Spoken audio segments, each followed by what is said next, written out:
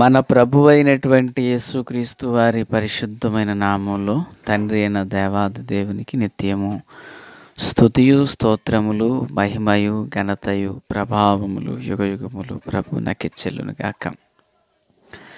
ఆత్మీయులారా, బాగున్నారు కాదు? దేవుని మహాకృపను బట్టి మరో పర్యాయం మనం ఇలాగనే కలిసి ప్రభువును గొప్ప చేయడానికి గాను ప్రభు మనకు చూపిన ఈ మంచి తరుణాన్ని బట్టి ప్రభుని ఎంతగానో స్తుతించి బద్దులమై ఉన్నాం. దయగలిగిన ఆయన ఆత్మచేత సమభూమి గల దేశమున ప్రభువు మనలను నడిపించునుగాక. ఆమేన్. నేటి దిన వాక్య ధ్యానమై ఆది కాండము ప్రియులారా 50వ అధ్యాయం 15వ వచనం. యోసేపు సహోదరులు తమ తండ్రి మృతుపుండుట చూచి, ఒకవేళ యోసేపు మన యందు పగపట్టి మనం అతనికి చేసిన కీడంతటి చొప్పున మనకు నిశ్చయముగా కీడు జరిగించుననుకొని యోసేపునకు ఇలాగూ వర్తమానము పంపిరి. ప్రార్థన. తండ్రి దేవా స్తోత్రం, మీ నామంలో ప్రార్థిస్తున్నాము. సహాయం చేయండి. మేలుతో కృపతో బలముతో నింపండి. వాక్యం ద్వారా అందరితో మాట్లాడండి. మీ దైవ స్వరము వినిపింప చేయండి.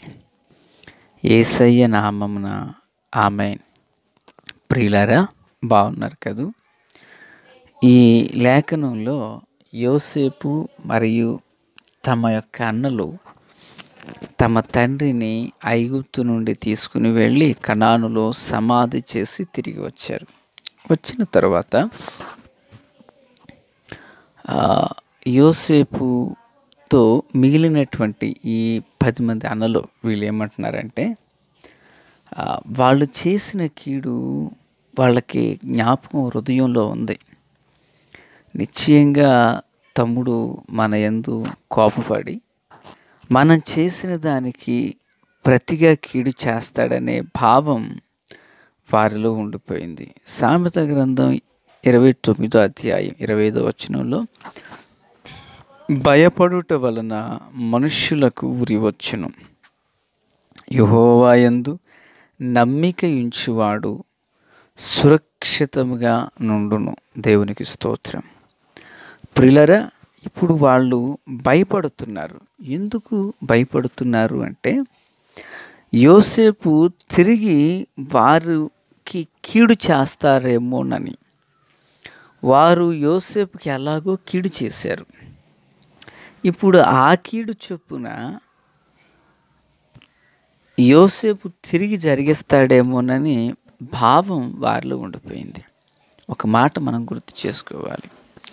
నిజానికి యోసేపు వారి మీద ఎంత ప్రేమ చూపినా, ఎంత ప్రేమను కురిపించినా వారి హృదయంలో ఉన్నటువంటి ఆ భావం అనేది పోవడం లేదు.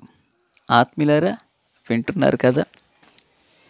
దేవునికి స్తోత్రం కలుగునుగాక.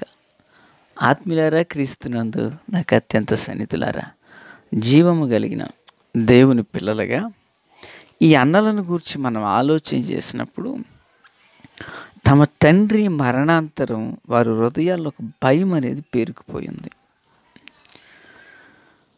ఎంత ప్రేమను పొందుకుంటున్నా ఆ అపరాధ భావం వారి మీద ఏలుబడి చేస్తూనే ఉంది. నా అభిప్రాయం ఏంటంటే, వారి యొక్క హృదయాలలో ఆ భావం అనేది పోలేదు. వారిలో ఒక లోతైన పశ్చాత్తాపం అనేది కలిగినట్లయితే అది తొలగిపోనేమో. అది లోతైన పశ్చాత్తాపం వారు కలగనందున యోసేపు యొక్క ప్రేమను చూస్తున్నారు తప్ప లోపల ఎక్కడో ఆ భయంతో కూడిన భావం వారిలో ఉండిపోయింది. ఈరోజు మనుష్య హృదయాలలో ఒక అపరాధ భావం తొలగించబడాలంటే 100% లోతైన విరవబడిన పశ్చాత్తాపం ఒక వ్యక్తికి అవసరం. యోసేపు దగ్గరే ఉంటారు, యోసేపు పెట్టింది తింటారు, యోసేపుతో కూడా సంచరిస్తారు. కానీ యాకోబు చనిపోయిన తర్వాత వారి హృదయాలలో ఒక భయం అనేది ఉండిపోయింది. ఎందుకంటే వారు యోసేపు విషయంలో చేసిన దానికి నిమిత్తమై ఒక లోతైన పశ్చాత్తాపం వారికి పుట్టాలి. యోసేపుని శిక్షించినప్పుడు మనం మన తమ్ముడికి ఇలా చేసాం, అందుకే మనకి ఇలా జరిగిందంటూ వాళ్ళు తమంతట తాము అనుకున్నారే తప్ప, చూడండి 42 అధ్యాయం 21-22, అప్పుడు వారు నిశ్చయముగా మన సహోదరుని ఎడల మనము చేసిన అపరాధమునకు శిక్ష పొందుచున్నాం. అతడు మనలను బతిమాలుకున్నప్పుడు మనం అతని వేదన చూచియు వినకపోతిమి. అందువలన ఈ వేదన మనకు వచ్చినని ఒకనితో ఒకడు మాటలాడుకొనిరి. మరియు రూబేను, ఈ చిన్నవానిడల పాపము చేయకూడని నేను మీతో చెప్పలేదా?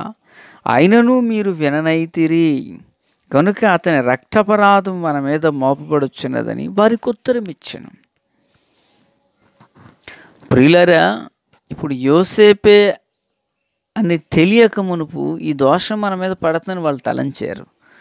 యోసేపు అని తెలిసిన తర్వాత, తమ్ముడు నీ విషయంలో మేము ఇలా తప్పిదం చేశాం, మా అపరాధాన్ని క్షమించు అంటూ వాళ్ళు ఒక్క మాట కూడా చెప్పలేకపోయారు.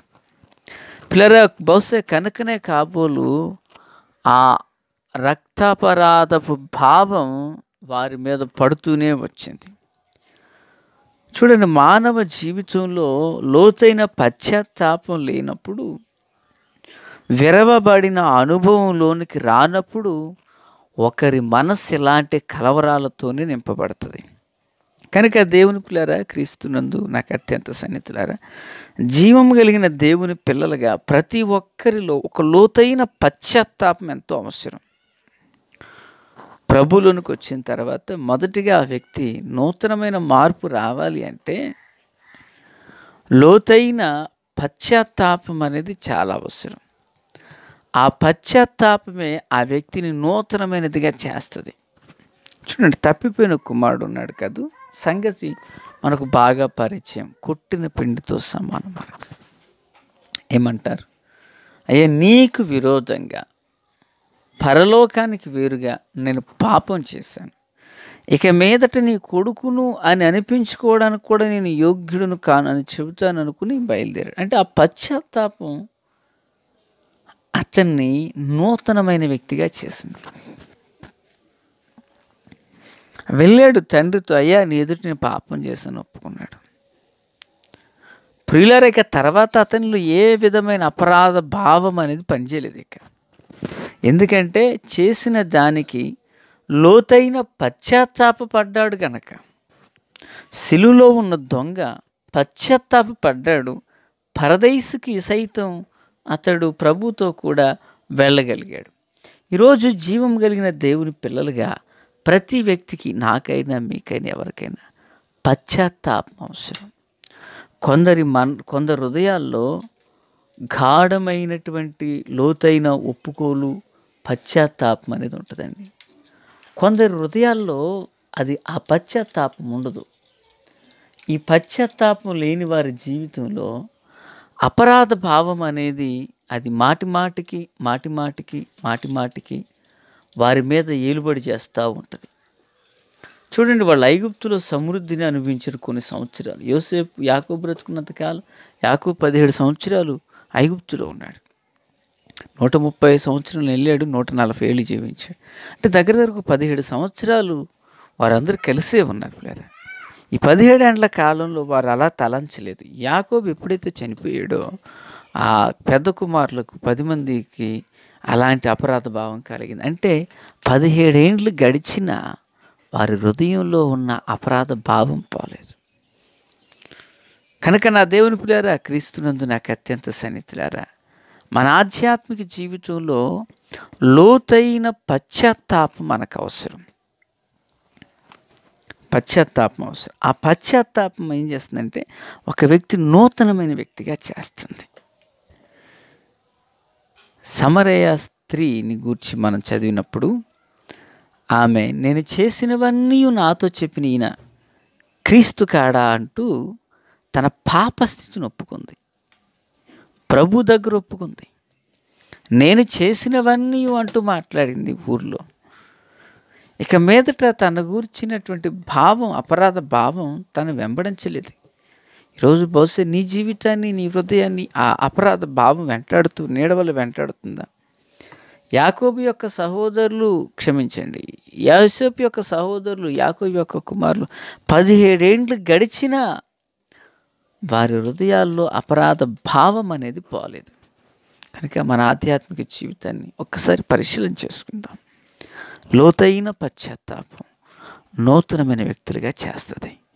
ఆ కృపతో దేవుడు మనల్ని దీవించునుగాక. తండ్రి దేవా స్తోత్రం. వాక్యం అందరి హృదయాల్లో ఫలభరితం చేసి మేలుతో నింపి నడిపించండి. రాకడ కొరకు, రాజ్యం కొరకు సిద్ధం చేయండి. యేసు నామం మాతో, యేసు రక్తం మాలోనికి ప్రోక్షింపచేసి మీ కార్యములు సఫలం చేయండి. ఆమేన్. Praise the lord.